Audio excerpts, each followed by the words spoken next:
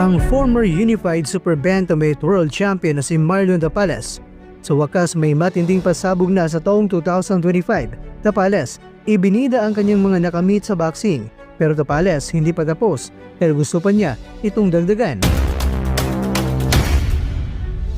Former Television World Champion na si John Riel Casimero, ginawang Master Pogi, at ang undisputed Super Bantamweight World Champion naman na si Naoya Inoue, ginawang Super Saiyan. Nako, 4 alas binanata na naman ng Monster Loyalist.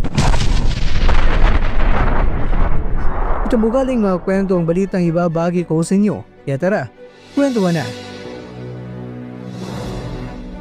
Kakwento, ito ang ating mababasa sa post ni Marlon Tapales sa kanyang official Facebook account. Ang aking 3 world title belts at 2 regional titles. Nagsimula ako, sumala at sa pamamagitan ng pagsusumikap